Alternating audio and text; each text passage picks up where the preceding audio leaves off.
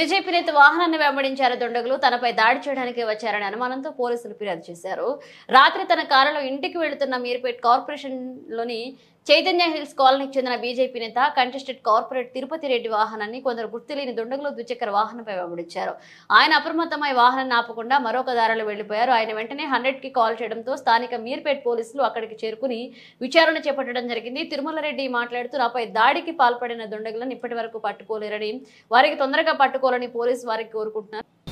నా యొక్క వ్యాపారం పని ముగించుకొని నేను ఇంటికి వెళ్తుండగా నందిల్స్ చౌరస్తా నుంచి బయలుదేరి ఇంటికి వెళ్తుండగా కొంతమంది గుర్తు తెలియని దుండగులు నా కారుని వెంబడిస్తూ మా ఇంటి వరకు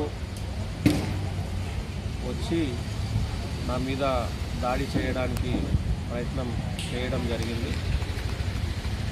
ఈ దాడిని నేను కారులో వెళ్తుండగా నా వెనక నుంచి ఎవరో ఫాలో అవుతున్నారని చెప్పి ముందే గ్రహించి నేను బండి ఆన్లో పెట్టి బండి దిగకుండా నేను వారి మీదికి మళ్ళీ రివర్స్ గేర్ వేసి వారి మీదికి రివర్స్లో కారు తీసి వారి మీదికి వెళ్ళడం జరిగింది. వాళ్ళు నాకు తెలిసిపోయిందని గ్రహించి వాళ్ళు కట్టెలక్కడనే పడేసి 2 వీలర్ మీద ఎస్కేప్ కావడం జరిగింది.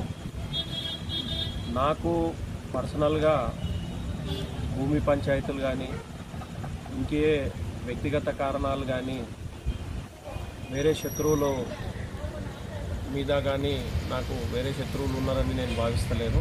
ఎందుకంటే నాకు ఎలాంటి వేరే వాళ్ళతో ఎలాంటి కొట్లాటలు కానీ ఎలాంటి శత్రుత్వం కానీ లేదు. కేవలం రాజకీయంగా నన్ను దెబ్బతీయాలి, నన్ను భయపెట్టాలి అనే ఆలోచనతోటే ఈ యొక్క దాడి ప్లాన్ చేశారని నేను అనుకుంటున్నాను. కానీ ఇలాంటి భౌతిక దాడులు రాజకీయంలో తగవు. రాజకీయంలో ఉన్నప్పుడు హుందాగా ఉండాలి. దీని వెనుక ఎవరున్నా కానీ చట్టపరంగా చర్యలు తీసుకోవాలని చెప్పి మేము వెంటనే సిఐ గారికి కంప్లైంట్ ఇవ్వడం జరిగింది. సిఐ గారు కూడా దీని మీద దర్యాప్తు చేయడం జరుగుతుంది. ఎప్పుడు ఇచ్చారు కంప్లైంట్ మీరు? ఆల్రెడీ మేము 21 నాడు అదే రోజు 100కు డైల్ చేసినాము. 100కు డైల్ చేసిన తర్వాత ఆన్ ద స్పాట్ పోలీస్ వాళ్ళు వచ్చేసి ఆ ఒక ప్రాంగణాన్ని తీసి వెళ్ళారు. తర్వాత నెక్స్ట్ డే పోలీస్ స్టేషన్కి వెళ్ళి రాతపూర్వకంగా కంప్లైంట్ కూడా ఇవ్వడం జరిగింది. దాని మీద పోలీసు వాళ్ళు సానుకూలంగా స్పందించి దాని మీద దర్యాప్తు కూడా ప్రారంభించడం జరిగింది. ఇప్పటికీ 2 రోజులు కావస్తుంది. ఇంకా దర్యాప్తు జరుగుతుందని చెప్తున్నారు. రేపు ఇదే ఒక విషయాన్ని మేము ఏసీపీకి, డీసీపీకి, సిపికి కూడా కంప్లైంట్ ఇవ్వడం జరుగుతుంది. ఏది ఏమైనా కానీ రాజకీయాలలో ఇలాంటి ఒక కొత్త ఒరవడి మీర్పేట్ కార్పొరేషన్లో కొత్త ఒరవడి ప్రారంభించడం జరిగింది. హత్యా రాజకీయాల వల్ల వాళ్ళకు ఒరిగేది ఏమీ ఉండదు. కాబట్టి ఇలాంటి హత్యా రాజకీయాలు మానుకోవాలి. వాటిల్లో ఎవరైనా ఉంటారు, ఎవరైనా ఏ క్షణాలనైనా ఎక్కడైనా వెళ్తారు. కానీ పార్టీని తీసుకొని పర్సనల్గా ఇలా భౌతిక దాడులు చేయడం అనేది వారి విజ్ఞతకే వదిలేస్తున్నా. దీని వెనుక ఎవరున్నా కానీ పోలీసు వారి చట్టపరంగానే లోబడి చట్టపరంగానే వాళ్ళ మీద ఒత్తిడి తెచ్చే విధంగా మేము ప్రయత్నం చేస్తాము. ఇంకొకటి, బీజేపీ పార్టీలో ఉన్న ప్రతి ఒక్క కార్యకర్త, ప్రతి ఒక్క నాయకుడు ఇలాంటి భౌతిక దాడులకు భయపడే మనుషులైతే కాదు. ఇలాంటి తాటాకు సప్పులకు మేమైతే భయపడము. మేము ఎల్లవేళలా ప్రతి క్షణాన 24 గంటలు ఇంటూ 365 డేస్ ప్రజల కోసమే ఆలోచన చేస్తాము. ప్రజల కోసమే మేము వారి మేలు కోసమే ప్రయత్నిస్తాము. కానీ ప్రజల మేలును పక్కకు పెట్టి పర్సనల్గా తీసుకొని ఇలాంటి భౌతిక దాడులు చేస్తే మాత్రం మేము పార్టీ పరంగా స్టాండ్ తీసుకుంటాము. మరియు చట్టపరంగా వాళ్లకు ఎలాంటి శిక్ష పడాలో ఆ శిక్ష పడేదాకా మేము వదిలేయమని ఈ యొక్క సందర్భంగా నేను తెలియజేసుకుంటున్నాను. మీకు ఎవరి మీద అనుమానం ఉందా దీని మీద? ఇప్పుడైతే ఎవరి మీద నేను అనుమానం చెప్పలేను, ఎందుకంటే క్లారిటీగా నాకు తెలిసేంత వరకు నేను ఎవరిని బ్లేమ్ చేయదలుచుకోలేదు.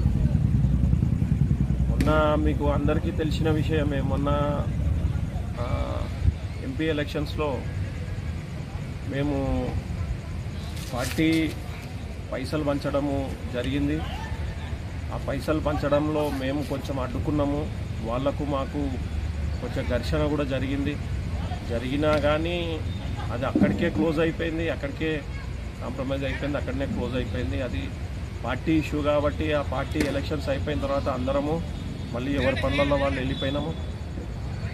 కానీ ఇలాంటి భౌతిక దాడి జరగడం, దీనికి అనుకూలంగా అంతకుముందు జరిగిన ఘర్షణ, దాని తర్వాత ఎంబడే భౌతిక దాడులు ఇట్లా నా మీద అటాక్ కావడం, ఇదంతా కొంచెం అనుమానానికి తావిదిస్తుంది. కానీ నేనైతే ఎవరిని బ్లేమ్ చేయదలుచుకోలేదు.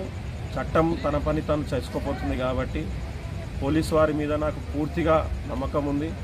పోలీసు వారు ఖచ్చితంగా వాళ్ళని ట్రేస్ చేసి ఇలాంటి రాజకీయాలకు స్వస్తి పలుకుతారని నేను పోలీసు వారి మీద నమ్మకం ఉంచుతున్నాను.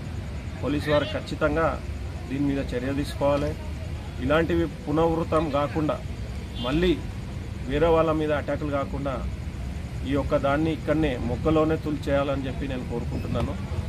కాబట్టి ఇలాంటి హత్యా రాజకీయాల వల్ల ఒరిగేది ఏదీ ఉండదు. కాబట్టి ఎవరైతే ఈ హత్యా రాజకీయాలకు పూనుకుంటున్నారో వాళ్ళు జాగ్రత్తగా ఉండి వాళ్లకు ఏదైతే అనుకుంటున్నారో ఆలోచన మానుకోవాలి. మేము భయపడతామని అనుకుంటున్న ఆలోచనని ఖచ్చితంగా మానుకోవాలి.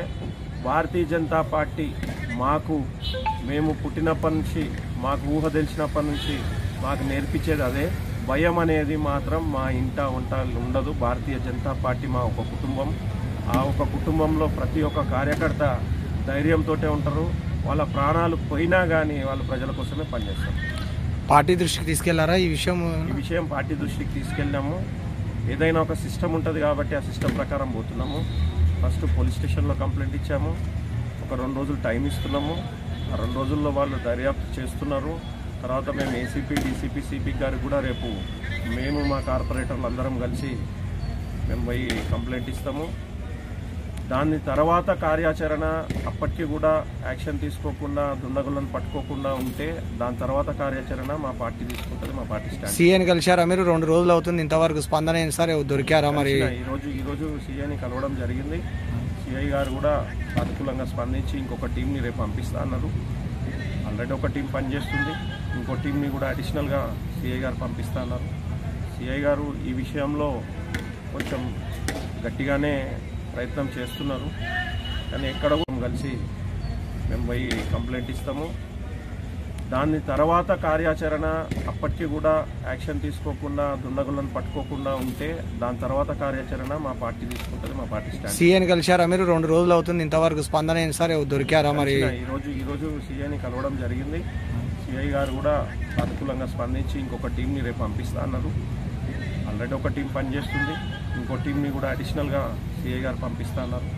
సిఐ గారు ఈ విషయంలో కొంచెం గట్టిగానే ప్రయత్నం చేస్తున్నారు. కానీ ఎక్కడ కూడా వాళ్ళు ముసుగులేసుకొని ప్రీ ప్లాన్గా వచ్చిండ్రు కాబట్టి ఇక్కడ కూడా వాళ్ళు ట్రేస్ కావడం జరుగుతలేదు. వాళ్ళు ట్రేస్ అయితే మాత్రం ఖచ్చితంగా యాక్షన్ తీసుకుంటామని చెప్పారు. మీరు అనుమానించినట్టు వాళ్ళు ఏమన్నా గుర్తులు మీకు ఏమన్నా తెలిసిన వాళ్ళ లెక్క కానీ ఎవరైనా కనిపించారా ఆ అనుమానంలో? లేదు, వాళ్ళు అంటే మొత్తం ముసుగులు ధరించారు కాబట్టి వాళ్ళని మనం అంచనా వేయలేకపోతున్నాము. మన ఇంటి దగ్గర ఉన్న సీసీ కెమెరా కూడా అంత క్లియర్గా లేదు. క్లియర్గా వాళ్ళని ఫేస్ని, ఎందుకంటే రాత్రి టైం కాబట్టి ఆ లైట్ ద్వారా వాళ్ళకు క్లియర్గా కనిపిస్తలేదు. వాళ్ళన్నీ బండికి కూడా బండి నెంబర్కి కూడా వాళ్ళు ఆ ఒక మంకీ క్యాప్ని అడ్డం పెట్టుకొని రావడం జరిగింది. వాళ్ళ మనుషులు, వాళ్ళ ముఖాలు కూడా మంకీ క్యాప్ వేసుకొని రావడం జరిగింది. కాబట్టి ఎంతమంది వచ్చారు మీ మీదికి? నా మీదికి అంటే పోలీసు వారు చెప్పడము, ఫస్ట్ మేము కారులో పోతున్నప్పుడు నా వెనక ఒకటే బండి వచ్చింది. ఆ ఒక్క బండిలో 3 దుండగులు ఉన్నారు. ముగ్గురు దుండగుల్లా. దాని తర్వాత ఆటో కూడా వచ్చిందని చెప్తున్నారు. ఆ ఆటో అయితే నేను చూడలేదు. ఆటో కూడా వచ్చి అక్కడ వెయిట్ చేస్తుంది, అది కూడా ట్రేస్ కావట్లేదు అని చెప్పారు. సరే ఏదైనా కానీ నా దగ్గరికి వచ్చిన వాళ్ళు అయితేనేమో ముగ్గురు ఉన్నారు. అందులో ఒక మనిషి బండి తిప్పి ఆయన అలర్ట్గా ఉన్నారు, బండి నా మీద అటాక్ చేసి. అంటే నేను ఎప్పుడైతే కార్ దిగి నేను ఇంట్లోకి వెళ్దామనే క్రమంలో వాళ్ళు దాడి చేయాలనే ఆలోచనతో ఉన్నారు. కానీ నేను అది ముందుగా పసిగట్టి నేను ఆ కారు దిగకుండా మళ్ళీ నేను కారు రేస్ చేసి వెనక తీసుకోవడం వల్ల వాళ్ళు అక్కడ నుంచి పరారు కావడం జరిగింది. బండి ఆల్రెడీ వాళ్ళు అక్కడ ఆన్లో పెట్టుకున్నారు కాబట్టి రెప్పపాటు సమయంలో వాళ్ళు ఆ బండి ఎక్కేసి పరారు అయిపోయారు. నేను మళ్ళీ వాళ్ళని ఫాలో చేద్దామని ఎక్కడ చూసినా కానీ వాళ్ళు నాకు అసలు కనిపించలేదు. కాబట్టి వెంబడే 100కి డైల్ చేశాను. మీరు ఏం న్యాయం కోరుకుంటున్నారు ఈ విషయంలో? ఈ విషయంలో ఇప్పుడు నాకు జరిగింది, రేపు ఇంకో నాయకునికి జరగవచ్చు, ఇంకెవరికన్నా జరగవచ్చు. ఇది ముగ్గులోనే తుల్చేయాలని చెప్పి నేను పోలీసు వారిని కోరుతున్నాను. ఇలాంటి హత్యా రాజకీయాల వల్ల ఒరిగేది ఏముండదు. హత్యా రాజకీయాలు చేయడం వల్ల ప్రజలల్లో వాళ్ళకేదో భయభ్రాంతులకు గురి చేసి మాలాంటి నాయకులని మాలాంటి వాళ్ళని దెబ్బతీయాలనే ఆలోచన వాళ్ళ మనసులో వచ్చినా కానీ అది తప్పుడు ఆలోచన. దానివల్ల వాళ్ళకు వచ్చే లాభం లేదు. ఇక్కడ కుటుంబాలు నాశనం అవుతాయి. కాబట్టి పార్టీ పరంగా ఏదన్నా మీరు స్టాండ్ తీసుకుంటే పార్టీ పరంగా ఆ పార్టీ వరకే ఉండాలి, కానీ వ్యక్తిగతంగా ఎప్పుడూ తీసుకోవద్దని చెప్తున్నాము. మేము ఒక క్రమశిక్షణ గల కార్యకర్తలుగా మేము సమయంతో ఉంటున్నాము. అదే మేము కూడా భౌతిక దాడులకు దిగాలనుకుంటే పార్టీ మాకు ఆ సిద్ధాంతాన్ని నేర్పియలేదు, పార్టీ మమ్మల్ని అలా పెంచలేదు. కాబట్టి మేము సమయంతో ఉన్నాము. ఎంతమంది దాడి చేసినా కానీ మేము చట్టపరంగానే చట్టానికి లోబడే మేము వ్యవహరిస్తాం. కానీ భౌతికంగా మేము ఎప్పుడు కూడా ఏనాడు కూడా ఎవరి మీద కూడా దాడులు చేసిన దాఖలాలు ఎక్కడ కూడా లేవు. కాబట్టి మమ్మల్ని భయపెట్టాలనే ఆలోచన వేరే పార్టీలకు కానీ వేరే వాళ్ళకు కానీ ఉంటే మాత్రం ఇది విరమించుకోండి. మేము ఎప్పుడు కూడా భయపడము. మేము ప్రాణాలకు భయపడేటోళ్ళం అయితే మేము బయటికి రాము. మేము ప్రాణాలకు భయపడము, దేనికి భయపడము.